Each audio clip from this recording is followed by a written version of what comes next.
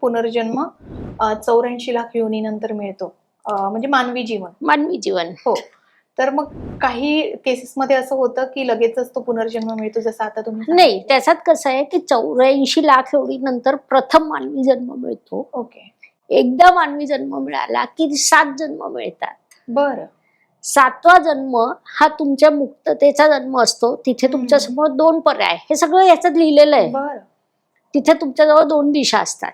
7 जन्मातील कर्म ठरवतात की तुम्ही पुन्हा 84 लाख योनीकडे वळायचं बरं की मुक्त व्हायचं.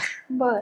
हा, तर ते 7 जन्माचे कर्म, पहिल्या जन्माचं दुसऱ्या, दुसऱ्याचं तिसरा, तिसऱ्याचं चौथा, असं एकमेकांमध्ये गुंतलेलं असतं. बरं. आणि हा हिशोब होतो 7व्या जन्मानंतर.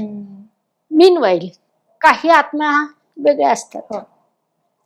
मग त्या ठरवतात की आपल्याला मुक्ती घ्यायची आहे, ज्याला मोक्ष म्हणतो आपण. तर त्या आत्मा मध्ये सुद्धा मुक्ती घेऊ शकतात, मोक्ष मिळवू शकतात. तर त्या या सगळ्या जन्माच्या फेऱ्यातून मुक्त होतात. बरं. जसं आपण मृत्यूनंतरच्या प्रवासाबद्दल बोललो, तर लगेचच पुनर्जन्म मिळतो का? किंवा कसं असतं, आपल्याकडे तेरवी करायची प्रथा आहे, तर या 13 दिवसामध्ये आत्म्याचं काय होतं नेमकं, हाही प्रश्न आहे. खूप छान आहे. कसं होतं ना की ईश्वराने आपली काळजी आपल्यापेक्षा जास्त घेतलेली असते. आपण ईश्वराला आपलं आई समान मानतो. मानवी आयुष्य हे अडकण्याचं आयुष्य आहे. नात्यांमध्ये अडकतो.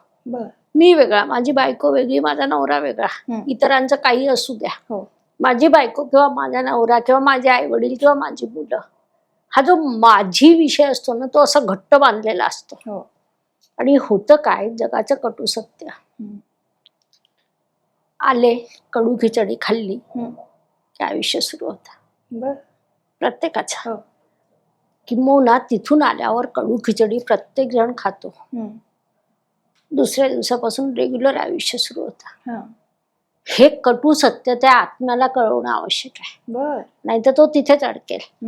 मग जेव्हा तो ते कटू सत्य पाहतो की जसे बाकी तसा मी, किंबहुना भगवद्गीतेतही सांगितलेलं आहे की माणसाने कसं असावं, किती अलिप्त असावं, कशा पद्धतीने कार्य करावं. आणि तिथे देखील हा विषय येतो की जेवढं तुम्ही नात्यांपासून अलिप्त राहाल तेवढी तुमची प्रगती होईल. मग 13 दिवस माणसाला भेटतात. तो जवळपास असतो. तिथून आल्यावर आपण रक्षा झाडाला बांधतो घराजवळच्या. अगोदर झाडं असायची, आता वेगळ्या पद्धतीने पण असतात.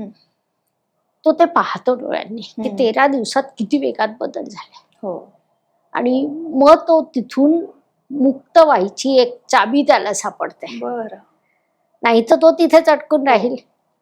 त्याला ती मुक्ततेची दिशा त्या 13 दिवसांमध्ये मिळते. मग तो तिथून पुढे जातो. मग एक एक सत्य त्याच्या आयुष्यात उलगडत जातं. आपण जे जगलो, मग वैतरणी नदी म्हणजे काय असतं, काय रिमाइंडर असतं, काही नाही. हो, की आपण काय काय जगलो. तिथे सगळं आठवतं की कोणत्या क्षणी काय झालं, कसं झालं, आपण कसं वागलो. म्हणजे आपण अनेक पॉडकास्ट मध्ये सांगतो की तुम्ही कसं वागताय, तुमचे नाते कसे ठेवताय, आईसोबत, वडिलांसोबत, काका काकू सोबत, मावशी सोबत, मुलांसोबत. ते तिथे आपल्याला एक एक उलगडत जातात. मित्रांसोबत आपण हे सांगतोच की नाते समृद्ध करा, तुमचं आयुष्य समृद्ध होईल. हे या भूलोकावर आणि त्या भूलोकावर.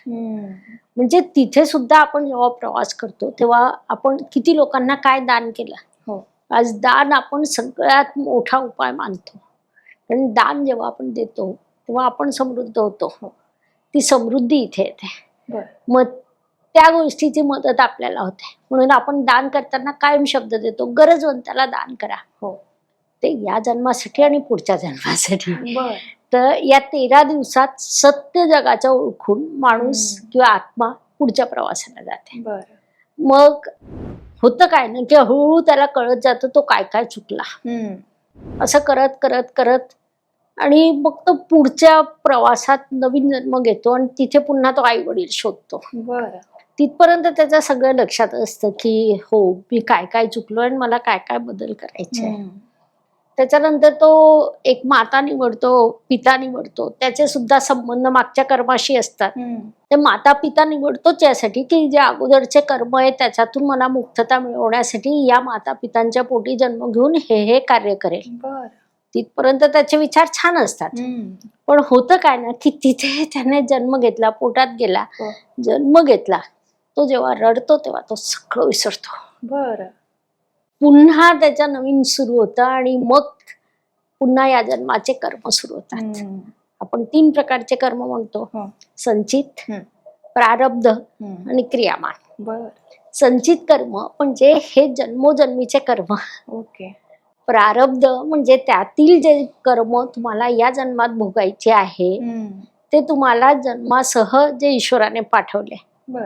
आणि क्रियामान म्हणजे त्या सगळ्यांमध्ये बदल करण्यासाठी या जन्मात तुम्हाला जी संधी मिळणार आहे ती क्रियामान.